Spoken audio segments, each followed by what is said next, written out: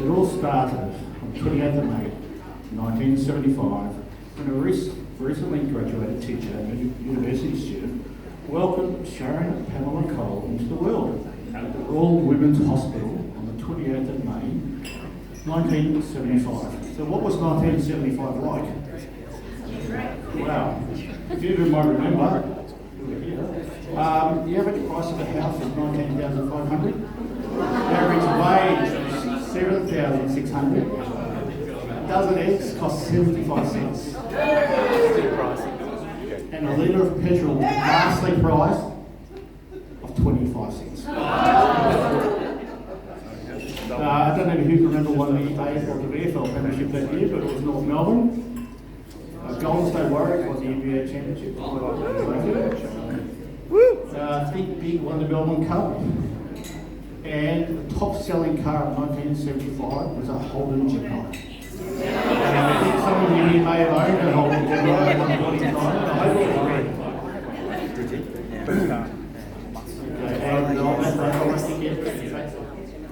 To get Alan and Mary to come up and say a few words.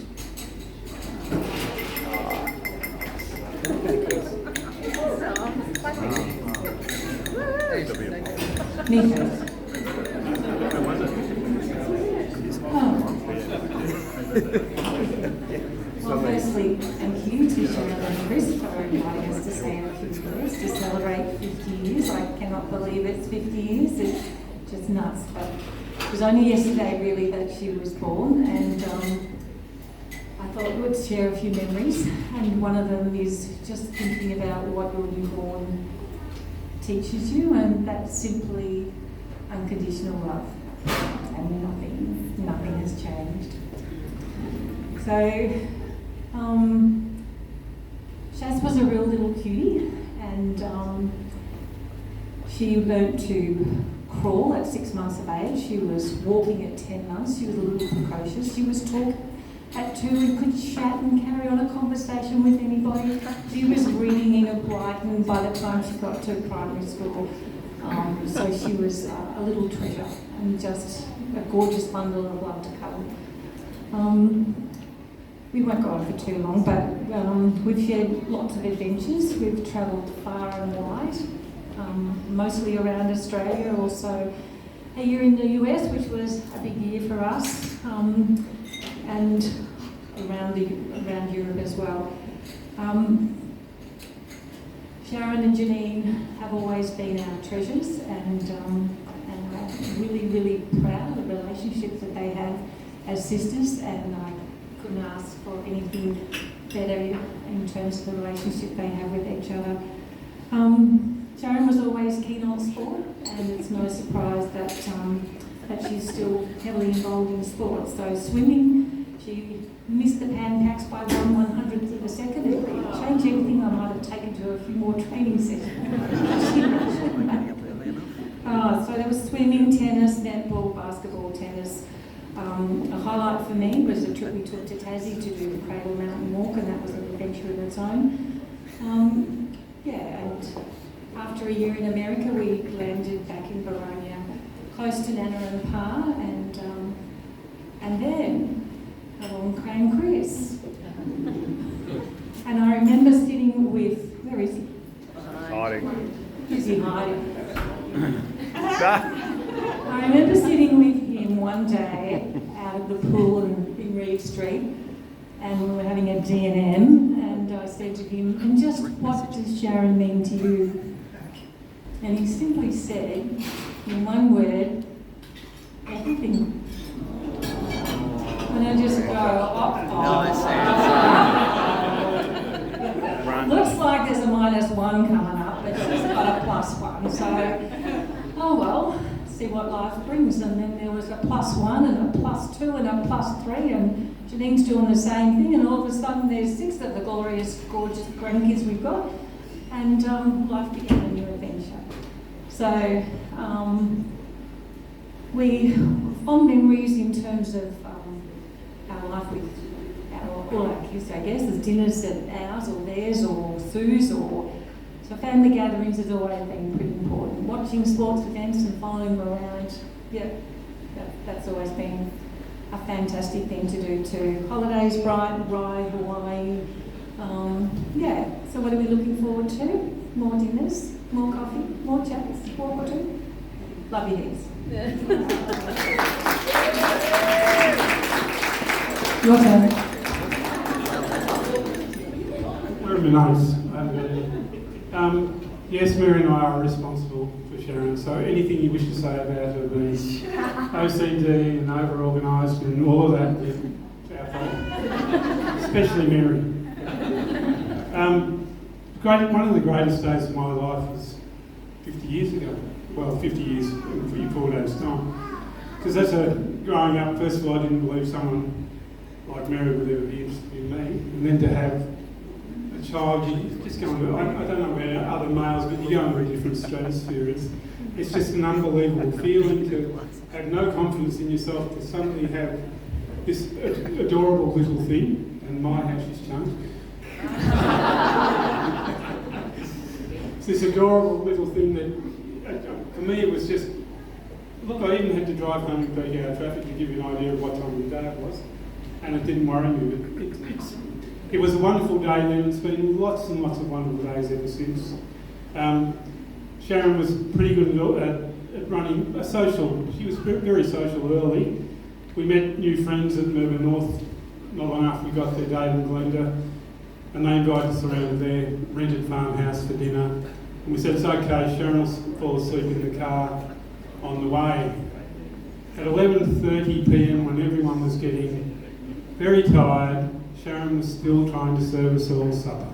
So she had not gotten the slightest bit tired, so she's been on that sort of energy level ever since, for whatever she does.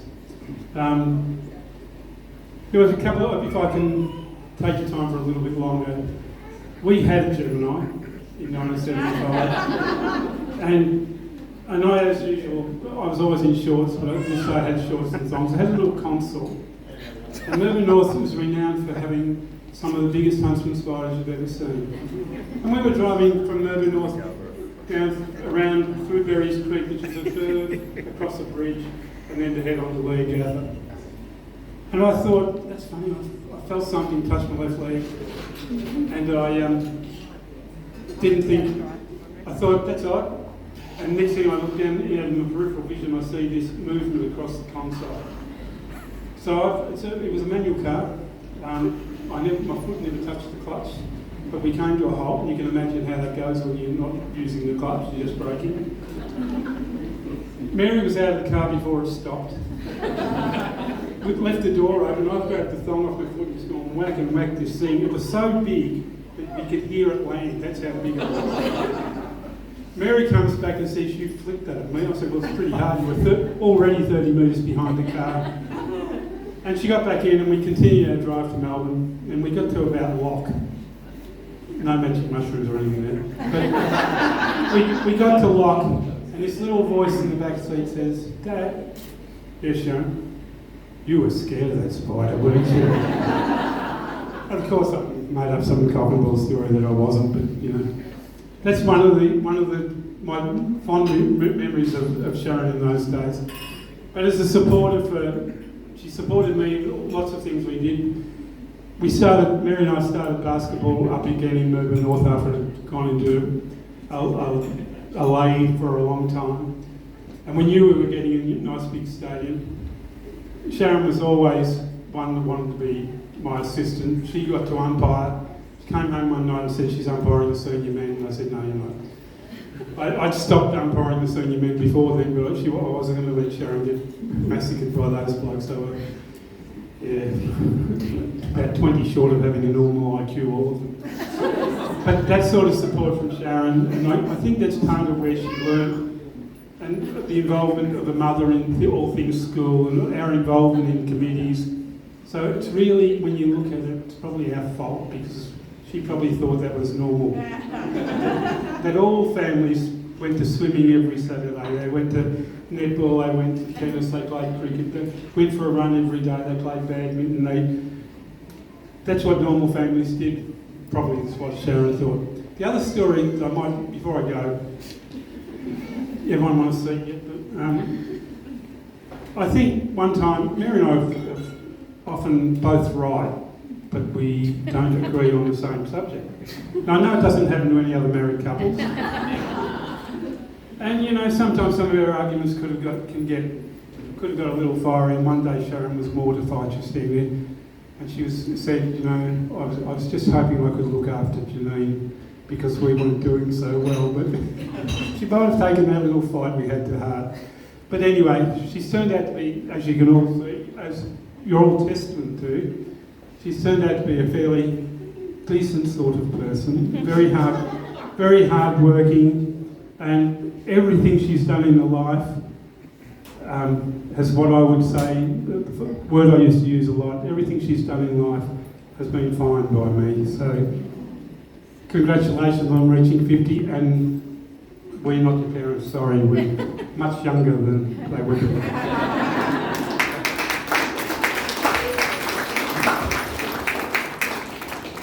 Alright, so 10 years later, you become a big sister to Janine. You shared a magnificent relationship with Janine over the years and her family. We're involved in all our families all the time. For those who don't know, this is our birthday season. This is where we have, I think, 4, 5 or 6 birthdays in about 4 weeks. And unfortunately, Janine has the last birthday. Anyway, so Janine, can you come up and say a few words, please? Yeah. Hi, everyone. Okay, so if I could use one word to describe my childhood with my sister, my beautiful sister Sharon, it would be competitive. So whether it was, and I'd just like to point out at this point in time that Shaz is quite a bit older than I am. So I'm 37. So when we were kids, we used to play a lot of sport. We used to do basketball, swimming, netball, tennis, you name it, we tried it. And we both used to do most of those things together. And Shaz was always super competitive, and she always had to win at everything. And an example of that was when we used to go and play basketball in Churchill or Traralgon or wherever it was. And Dad used to be a teacher and come home and pick us up. We'd be home from school waiting to go over to Churchill or Traralgon, and Mum would be meeting us there. So there was always a front seat for each on the way home. But when we got home from school, Shaz would get ready as fast as she could, and she would stand on the street, sometimes for up to half an hour, just so that when Dad pulled up, she could get in the front seat.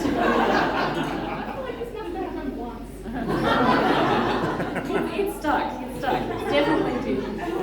And that's just an example of how competitive she could be. And I'd like to say that not only happened in our childhood, but it still happens to this day. And in fact, to this actual day, because when we were standing here earlier, when no one had arrived and we were talking to each other, she just stood up like this and she goes, taller.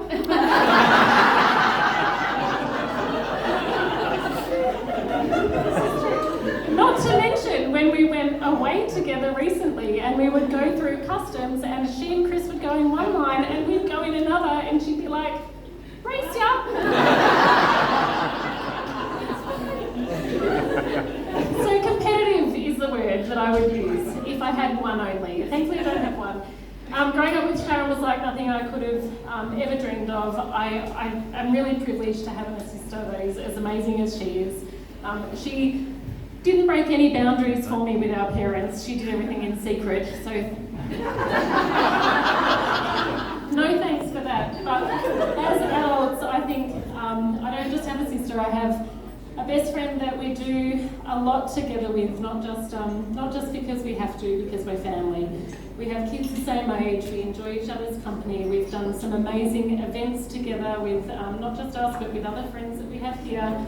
I think it's a testament to her that one of her best traits is that she brings other people in and she brings them close and she wants to make everybody feel loved. And I'm sure all of you in this room have felt that at some point. And I think that's something that I've been most appreciative of. So whether it's the fact that during COVID she'd drop a cocktail at the litter box, or she'd just reach out and make sure that everyone was okay. Just like to thank you for being a great sister, great friend, and the most competitive person I've ever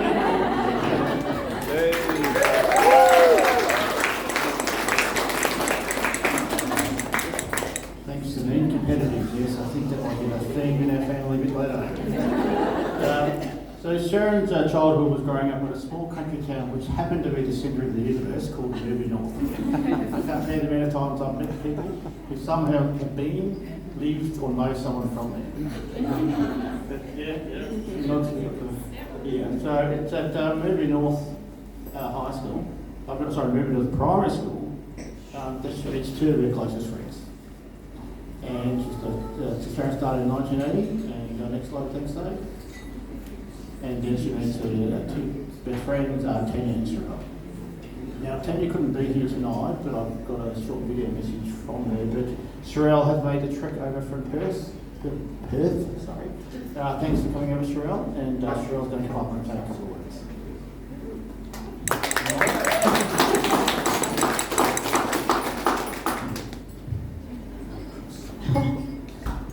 Sharon just goes, check out those legs. So yours are better.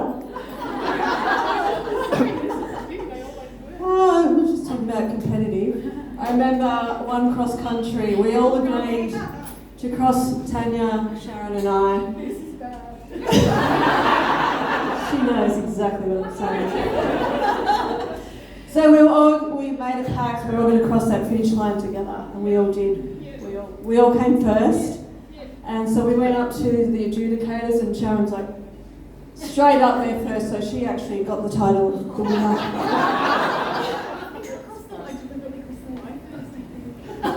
No. So yeah, that's just one thing.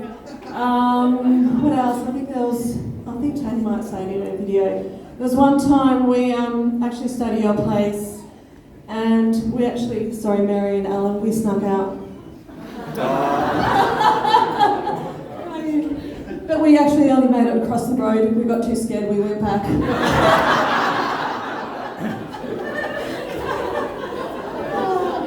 So yeah, there's several stories, but yeah, I won't.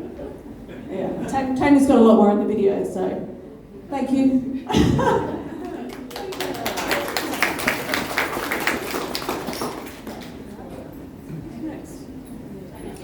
Chris. Thanks, Cheryl. I've got Tanya who sent a video message from all the way from Brisbane, and here he is. Hi, Chaz. I'm so sorry I can't be there today. Sound only.